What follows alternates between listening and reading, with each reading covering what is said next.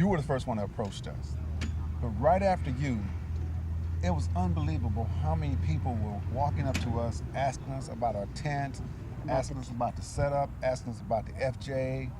It was like they thought we had been doing this for years. And when we told them this is our first camping trip, this is our first Overland East experience, they were just like blown out the water, like, you gotta be joking. They say the way you have this thing set up, it's like you guys have been doing it for years. And that made me feel good, because I said, okay, we're on the right track.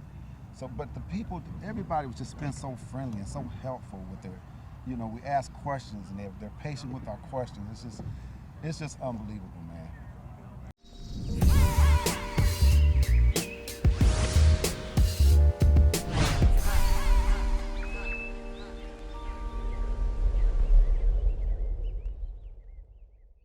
Good morning. We are the Lomax'S family coming to you from Atlanta, Georgia, here with Waypoint Overland TV, and we are at Overland East in Virginia.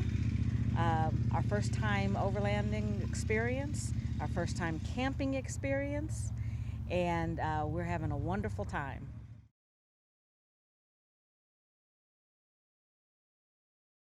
I was born and raised in Akron, Ohio. My parents migrated from the South. My dad was from Mississippi, my mom was from Georgia. And 1985, I moved to Georgia. And in 2010, I relocated to Chicago. And I was born in Akron, Ohio, born and raised. And we actually dated in high school and went our separate ways in high school once he graduated. And we both, created our own families. And then, 30 years later, we ended up finding each other again after our marriages had gone the other way. And about how many years ago? About 10 years ago? 10 years. About 10 years ago, we found each other on social media. And it was a plan that he would move to Chicago. I had more time on my job there, and with him staying to the time that I could retire, he would be retired. So we retired on the same day in October of 2021, and had a plan to move to Georgia. We moved to Georgia the day after we retired and executed our plan. No, we did not grow up off-roading or traveling. We come from a family of 8, so it was kind of difficult for us to travel like that. But when I got in high school and college, that's when I began to venture out. But I never overlanded at all. This was our first amazing overlanding trip, and I wish I would have done it years ago. My family didn't camp at all. We did not overland. I didn't even know what overlanding was until we started watching YouTube. We just thought it was camping. And then when Dale and I got together and took a couple trips out west, we went southwest and then we went north on our honeymoon and went to, I think we've hit most of the western states. We've been to Mexico, Texas, Idaho, Colorado, Utah, where else? Oklahoma, if that counts. Arizona, and then into Canada. And we realized that this is something that we wanted to do on a more regular basis. Then we discovered overlanding. We are living our best life. We retired October 30th, 2020, and it's just been, we worked on our house for several years, and we're about done with that. In Georgia. So now we're just ready for the open road and just enjoying life, being able to go in the backwoods and just camp and relax and just enjoy what God has created. We met in high school, actually, back in Akron. And like Melanie said earlier, we went our separate ways, and she started her family, I started my family, and 30-some years later, we reconnected. And the rest is history. We're having a great time. We have so much in common in terms of camping and just adventure, And so it's just great. We found our peace, Right. you know, with each other, and we found our purpose. We found a new life for ourselves, and this is just the icing on the cake, doing this type of thing together. Well, actually, I was the first one to watch YouTube, and you know, that's what really encouraged me to get to FJ, because I'm looking at YouTube and I saw this thing called Overlanding, so I was curious. I said, well, okay, what's going on? And I just started watching it, and I mean, I just got so into it. And then I said, okay, because at that time, the FJ Cruisers was the thing to have. It wasn't the Jeeps or even the Tacomas or Forerunners. They always were showing FJ Cruisers, the FJ Summit, and I guess that's in Utah. And I said, oh, we have to have one of those. And then I started, 2018, I was looking at Overland West, and I saw this black couple, Staples and Tents. I said, whoa, black folks is into this. And then I found out they were in Georgia. And I said, wow, we're moving to Georgia. And so we reached out to them, and, you know, we kind of corresponded, you know, not much, but just let them know that, you know, I saw them, and I bought their t-shirt when it first came out, and I was stoked. But we didn't really start overlanding until 4 years later, because we were working, and it was hard to get away from work, you know, to spend this type of time out in the wilderness. So we just put on back burners and just started putting our truck together, putting the lift on it, and we bought the tent, what, 5 years ago? 4 years ago, because it's a 4-year tent. Never used it until this weekend. So it's just been amazing and exciting.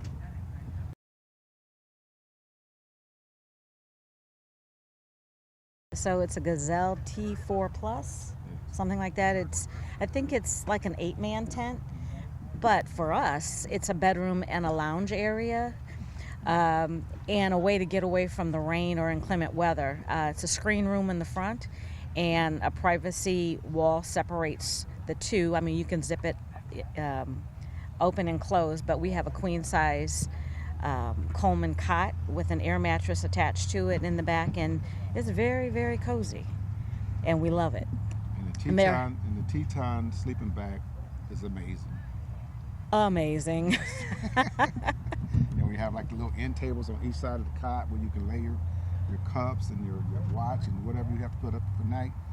It's just perfect. Perfect. Again, it was Staples and Tents. We saw them doing their demonstration of setting up this tent. And I said, man, let's take a look at that tent. And we saw it, and Melanie ordered it on Amazon. I don't know where we ordered. It was Yes. It was over. And as soon as we saw this, as soon it was as we over. saw the tent on their YouTube channel, we went and bought it. Back in 2007, my brother bought a FJ, and we drove from Georgia to Ohio, and I drove and I said, man, this is amazing, because I didn't think I would like it, but it was so tight and the torque was just there and smooth. and so smooth. Yeah. I said, we're going to get an FJ. But she didn't know anything about an FJ, so when we went and test drove the Rubicon Jeep, like she said, it was kind of rough for us. Then I took her over to a Toyota dealership. I said, well, Mark has a FJ. I said, let's take a ride in there. As soon as she got in there, she said, This is it. This is it. Yeah. You know? That's how it goes. Yes. Yeah. So we were sold on it, Yes. and haven't looked back since. One of the great things, her kids and my kids were already out the house. That's the first thing. So that was not a And hurdle. We had planning. We invested in deferred comp plans and a lot of stuff on our job. So we were planning for this time. So we invested. We made sure that we weren't knee deep in debt, you know, because I know I love to spend and I like to buy the best of the best. So I said, hey, I'm going to save for this. And we just basically just laid money aside because we knew this is what we were going to do. And we did it. There were no hurdles at all. The only hurdle was time. Exactly. Getting done with our employment. Right. COVID helped. If COVID helped anything, it helped us with our time because our final year of work, we both worked at government jobs in Chicago. and we were able to not only work on our house in Georgia from Chicago, just going back and forth for the 3 years? 3 years. We bought it in advance and started working on it. Bought it on her birthday. Yeah. 2017. Yep. November 30th.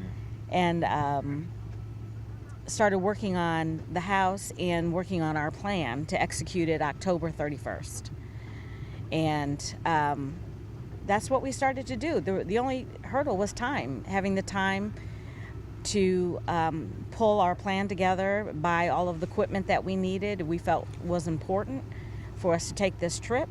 And we realized that this expo experience for us, because it's closer to Georgia and not going all the way out west and realizing we needed something, this was a great inroads into the community, for one.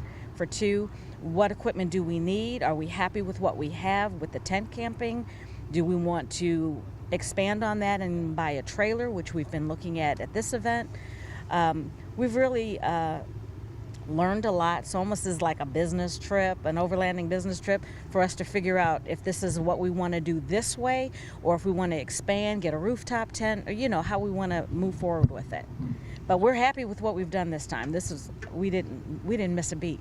And I think one of the pluses was we went into the event and we looked at everything there, but we learned more walking around the campsites, talking to other campers, and how they transition from one vehicle to another, or one camp space to another. So yeah, that helped us tremendously. Yeah.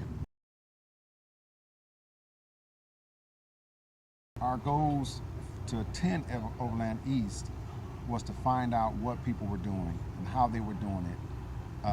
Something as simple as, how did they use the bathroom out of us? Things of that nature, do you have to be worried about, of course, bears and mountain lions, and what do you do to protect yourself? Those were my concerns. I mean, should we go in a group, or is it safe to go, off by ourselves? Yeah. So those are the kind of questions I was asking, and I got several different answers, and they were great, because now we know better how to plan, and if we go somewhere, plan and prepare, and when we go somewhere, maybe we can reach out to somebody else in the community and say, hey guys, we're going to be in this spot at a certain time, let's meet up. Yeah. So that was great.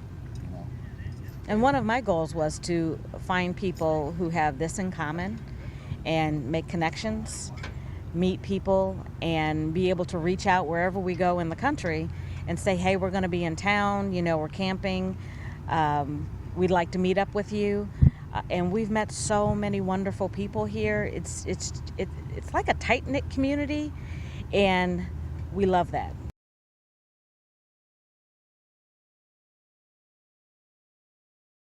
Our expectations, it was exceeding. Okay, it was exceeding. You were the first one that approached us. But right after you, it was unbelievable how many people were walking up to us, asking us about our tent, asking us about the setup, asking us about the FJ. It was like they thought we had been doing this for years. And when we told them this is our first camping trip, this is our first Overland East experience, they were just like blown out the water, like, you gotta be joking. They say, the way you have this thing set up, it's like you guys have been doing this for years. And that made me feel good, because I said, okay, we're on the right track. So, but the people, everybody was just been so friendly and so helpful with their, we ask questions, and they're patient with our questions. It's just unbelievable, man. I think it's been kind of cool that we planned on looking the part. Yeah. And then fake it until you make it. And we felt so comfortable, like we didn't feel like we were new at this. Right. Because of, just people coming up and, loving what we've done here and how we have our little site set up. That's all us, because that's what we do. We do that in our home, and we're going to transfer that to what we do on the outside. But it brought people to us when we weren't as comfortable going to them. And then after a little while, you were just walking all over there and over here and reaching out to people, and thanks to you, started it all.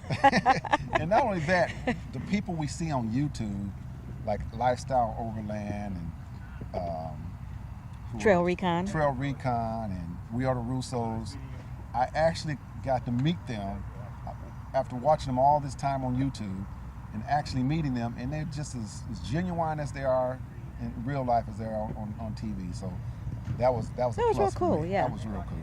They're just like us.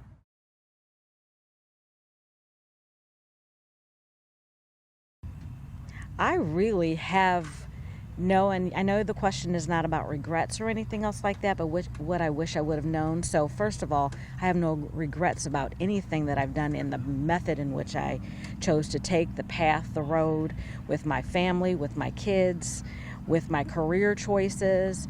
I'm very happy with how I got here. The only thing I wish I had during those 30 years was him in my life, so that we could experience this earlier and bring our kids along. That's the only thing. That was an all moment. Well, I really have no regrets, because I think every step you take is a learning process, and I think you only strive to get better. I don't really look back and say, man, I should have done this, could have done this. I say, well, that was a lesson, so I won't repeat it again. Funny, ironically, one of my regrets is I wish I would have joined the Navy at 17 and went to the Navy and did 30-year career. My brother was in the Navy, and I always liked the outfits. But that's him. But just to be in that, I never desired to be in the Marines or the Army, but I should have went to the Navy. But that's my only regret. Other than that, I have a beautiful family with wonderful kids, and I am just blessed beyond measure. You would look good in that uniform. I think so. Yeah.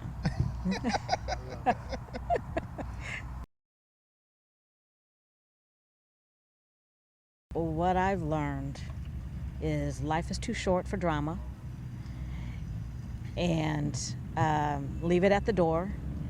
We have a sign in our backyard that says "Be nice or leave." I don't like issues. We don't like drama at all. We shy away from it. We go in a different direction. And I really learned, and I tried to teach the people in my office. I had a stroke back in 2011, and they couldn't find a cause for the stroke, but there were some incidents that day involving my kids in vehicles. Nothing really serious. It's just parking and towing and stuff like that. But I said to him in the car, I'm not going to let this stress me out. And I was laughing, and he looked at me, and I was having a stroke. And I'm the one who told her she was having a stroke, because it was a continuous laugh, like she couldn't stop. Yeah. And I said, "You're having a stroke." And she I said, "No, "What?" I'm not. No, I'm not. And thank God we was on maybe 2 blocks from the hospital. And when I got to the hospital, we picked her up and put her in a wheelchair and took her in.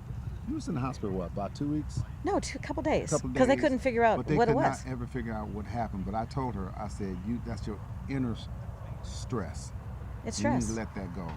Because it's one thing about me, everybody used to call me happy-go-lucky, because I just don't let anything stress me out. I just don't like it. It kills you. It makes you ill.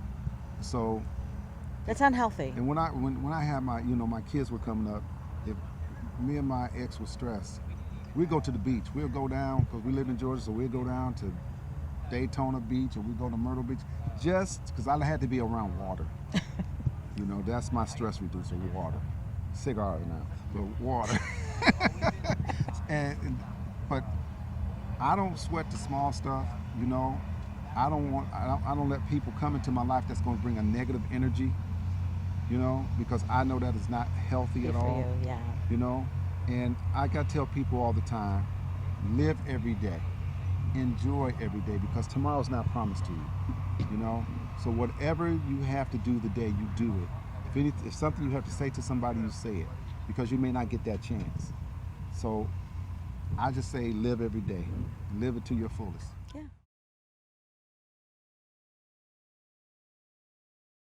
In the last 12 months, the best investment that we've made in our overlanding equipment to enhance our experience has been our IceCo dual zone refrigerator. And that Coleman cot. Oh yes, With the the air- Coleman cot, the air mattress with the cot. air mattress. Absolutely. Perfect. Absolutely. Recommended highly. Loved it.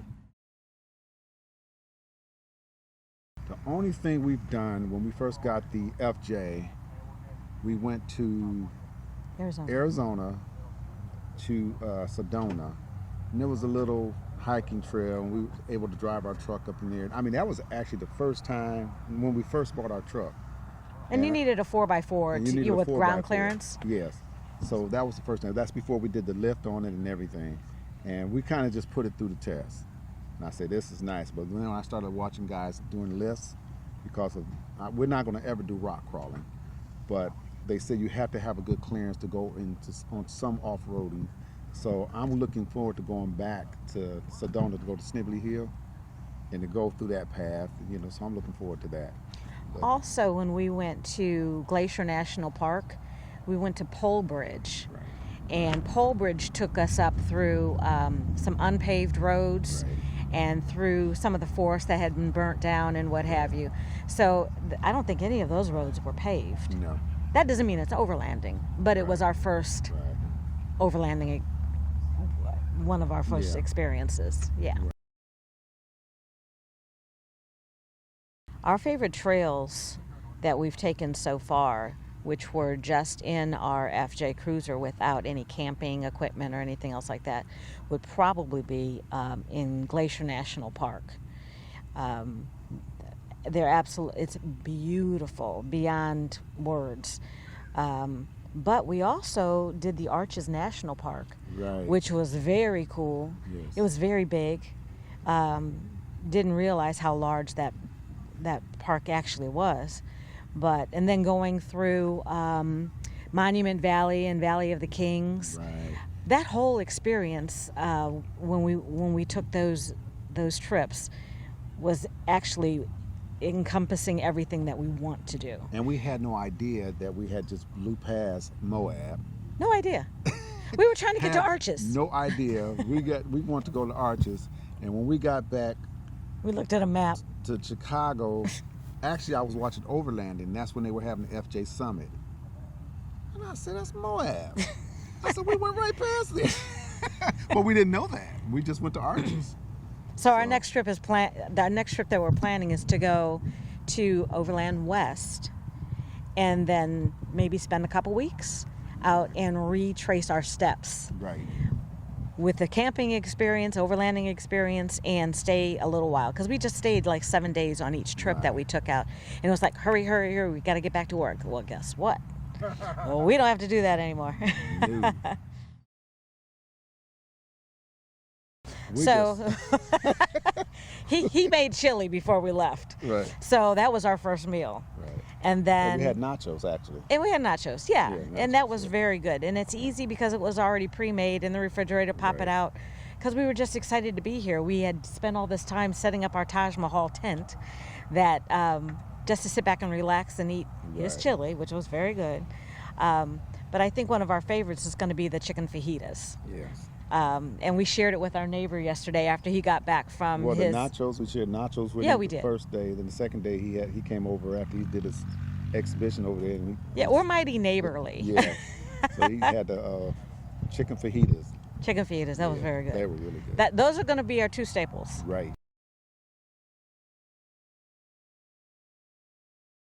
I think that our special meal that we would prepare if we were having people over would be probably the same type of meal we would have at our house. And that would probably be a fish fry. Fish fry. Yeah, fish fry. Yeah, we love to do fish fries. In fact, the group we met last night where we had the bourbons and sticks, and Wade is a bass fisherman and all that, so he's going to bring the fish next year, and I'm going to fry it. So we're going to have a fish fry over there. My bucket list for traveling and adventure will be, I want to take her to Africa. Because I went in 2002, and I think every African or people of color need to go to the continent to see where it all started. It was one of the most memorable trips I'll ever be on, and I want to take her because I want her to feel the same thing that I felt. But as far as the overlanding, we just want to see everything. You know, we want to go to Zion, we want to go to Grand Tetons, and eventually I would like to. And I heard Staples and Tents talking about one time that one of their dreams is to probably ship their vehicle over into Africa and do overlanding over there. So those are my aspirations. You know, the sky is the limit. Yeah, I don't want it to be limited by Right. anything. I'm the type of person that if I see a mountain and I see a road that may lead there, that's where I want to go. And he says, you can't do that everywhere. You can't go on people's private property. You know, and I'm not, that's the only thing that limits me because I'm an adventurer. I want to see things. I want to go places. And I want to find those spots that aren't necessarily on the map. Right. You know, find a dirt road that I can go down and just see what's at the end of that dirt road. But for the most part, the bucket list, we share the same bucket list. I want to go where he wants to take me. You can find me on social media on Instagram, DLomax2, or on Facebook, Dale Lomax. And I can be reached through Instagram at Melanie8192 or Melanie Lomax on Facebook. And we just appreciate the way you approached us on Thursday when we first got here. That was the most welcoming thing because we had no idea what we were going to do and who we were going to talk to. And when you approached us, that's just eased us into the overlanding experience. So we appreciate you doing that. It was an icebreaker. Yes. I loved it. Thank you. That is something that I make an effort to do because it was done for me. Great. Oh, wonderful. Okay. So we're ending this, and since I changed my format and I decided to talk, I'm going to end it by talking to my audience for a second and saying that I want you to stay safe, tread lightly, and hopefully I'll see you here or on the trail soon. Absolutely. Good.